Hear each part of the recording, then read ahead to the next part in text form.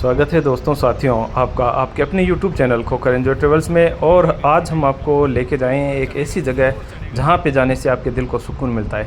तो दोस्तों, जब से नागौर बसा है उसके बाद में यहां पे कई राजा महाराजा हुए हैं और उसके अलावा नागौर की धरती पे कई सूफ़ी संतों ने, ऋषि मुनियों ने यहाँ पे जन्म लिया है। और कई सूफ़ी संत या ऋषि मुनि नागौर की पावन धरा पर यहाँ के संस्कृति को देखकर यहाँ पर आ बसे और इंसानियत का पैगाम दिया और धर्म का प्रचार प्रसार भी किया है। तो आज हम आपको लेके आए हैं नागौर की एक ऐसी ही दरगाह सूफ़ी हमीदुद्दीन चिश्ती नागौरी रहमतुल्लाह अलैह की दरगाह पर। तो दोस्तों, सूफ़ी हमीदुद्दीन चिश्ती नागौरी रहमतुल्लाह अलैह की दरगाह पर यहाँ आने पर आपके दिलों को सुकून मिलता है। तो आज हम आपको ज़ियारत कराएंगे नागौर के सूफ़ी हमीदुद्दीन नागौरी, जिनको सूफ़ी पिया भी कहा जाता है। साथ ही साथ इन्हें सूफ़ी हमीदुद्दीन चिश्ती नागौरी सैयदी और ताराकीन सुल्तानुत तारकीन ताराकिशन बाबजी भी अन्य दरबावलंबी भी कहते हैं। तो दरगाह के अंदर देखें आप, दरगाह के अंदर ये जो वज़ू खाना है आप देख सकते हैं, बीच में झील के नुमा बनाया गया है, यानी वज़ू करने के लिए। और ये पीछे पाइप की जो टूंटियाँ लगी है ये भी ज़ायरीनों के, नमाजियों के वज़ू के लिए हैं। आप देख सकते हैं दरगाह के अंदर का अहाता, जिसमें हम जो दो दरवाजे हैं, तो एक सामने की तरफ का दरवाज़ा है, उससे हम आए हैं दरगाह में। और ये यहाँ पे बना हुआ कितना खूबसूरत पानी का हौदा, या यूँ कहें वज़ू करने के लिए वज़ू खाना बहुत ही खूबसूरत बनाया गया है। ऊपर की आपने कलात्मक जो तरीके से आरसीसी की बिल्डिंग का बनाया गया है उसको भी आप छत को देख सकते हैं।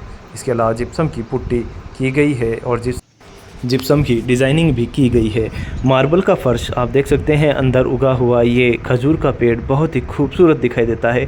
अहाते में हम आगे बढ़ते हैं तो आप देखते हैं इस तरफ जो पुराना वज़ू खाना है वो भी आपको दिखाई दे रहा है, और सामने जो नई मस्जिद की तामीर की गई है उसका गुंबद भी दिखाई दे रहा है। ये वज़ू खाने के पास में पानी की टोंटियाँ लगी हैं जो ज़ायरीनों के पीने के लिए है, पीने के लिए पानी है ठंडा। इसके अलावा मटके भी यहाँ पर रखे हुए हैं। आप दरगाह में अंदर आने पर ये सब देख सकते हैं। और यहाँ पर जो पानी का हौदा है, वज़ू खाना है, कितना खूबसूरत है। ये पुराना वज़ू खाना है जो काफ़ी पहले तामीर किया गया है। बीच में फव्वारा भी लगाया गया है और ऊपर से आप नई मस्जिद की जो गुंबद देख सकते हैं।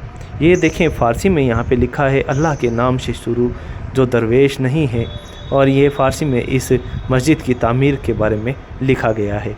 आगे हम दरगाह में बढ़ते हैं तो हमें अंदर की तरफ जाने पर मस्जिद का जो रास्ता है, या यूँ कहें मस्जिद की ओर हम अंदर प्रवेश करते हैं।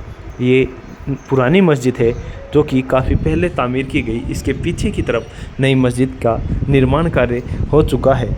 और अब देख सकते हैं आप मेहंदी के पेड़ के नीचे सुल्तानुत तारकीन सूफ़ी हमीदुद्दीन नागौरी रहमतुल्लाह अलैह आराम फरमा रहे हैं। यहाँ से हम टोपी भी ले लेते हैं अकीदत के लिए, सर ढकने के लिए। ये दरगाह में लगे हुए बुलंद दरवाजे का मॉडल बहुत ही खूबसूरत है, दरगाह में बना हुआ बुलंद दरवाज़ा। और ये आप झूमर भी देख सकते हैं, यहाँ पर बहुत खूबसूरत दिखाई देता है। तो आस्ताना औलिया के पास जाने पर आपको इधर मैदान सा दिखाई देता है जो कि काम भी आता है वक्त उर्स के मौके पर। इसके अलावा अंदर कब्रें भी मौजूद हैं जो कि बुज़ुर्गों की कब्रें हैं। और यहाँ से आप देख सकते हैं सुल्तानुत तारकीन की मज़ार और पीछे बना हुआ लंगर खाना। इसके अलावा यहाँ आप देख सकते हैं बुज़ुर्गों की मज़ारें भी मौजूद हैं। और इस दरगाह की विशेषता ये है कि यहाँ मज़ार पर किसी तरह का कोई गुंबद नहीं है, सिर्फ़ एक मेहंदी का पेड़ है और चारों तरफ बनी संगमर की पट्टियाँ लगाई गई है। तो इस मज़ार की विशेषताएं हम आपको कुछ इस तरह बताते हैं कि यहाँ जो दरगाह है वो मार्बल का फ़र्श है, ये बुज़ुर्गों की मज़ारें हैं। अब हम आपको सूफ़ी पिया के बारे में कुछ बताते हैं। आपको कौन नहीं जानता, आप बहुत ही पहुँचे हुए संत रहे हैं। इनका असली नाम अबू अहमद सईदी था और आपका जन्म 1193 ईस्वी या हिजरी 490 में हुआ। वे ख्वाजा मोइनुद्दीन चिश्ती के खलीफा थे और ख्याली नामक गाँव में रहते थे जो इन दिनों फागली के नाम से जाना जाता है। इनका देहांत 1273 ईस्वी हिजरी 672 में नागौर में हुआ।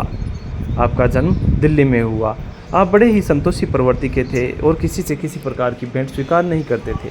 इसीलिए इनको सुल्तानुत तारकीन के नाम से जाना जाता है, यानी कि त्याग के सम्राट। इन्होंने नागौर में रहकर धर्म व अन्य मज़हब के लोगों के साथ आपसी प्रेम व सद्भाव से रहने का संदेश दिया। हिंदू मतावलंबी इनको तारकिशन जी के नाम से जाना करते हैं। फागड़ी गांव में ही इनके पास 1 बीघा ज़मीन थी जिस पर वे खेती खुद किया करते थे।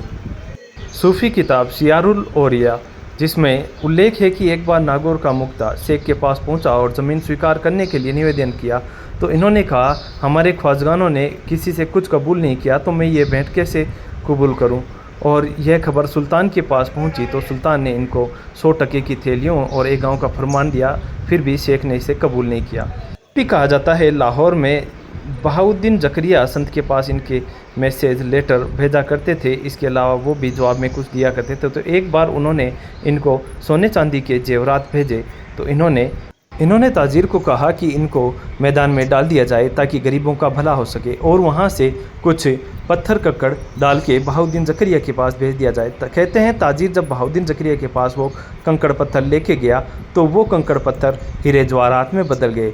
1330 ईस्वी में सुल्तान मोहम्मद बिन तुगलक ने यहाँ पर एक दरवाजे का निर्माण कराया जिसको बुलंद दरवाज़ा भी कहा जाता है। बाद में फिरोज शाह तुगलक ने उसका पुनरुद्धार भी करवाया। तो सूफ़ी संतों में ये संत नागौर में अपनी अलग ही विशेषता रखते हैं जो कि हिंदू मुसलमान समन्वय की मिसाल हैं।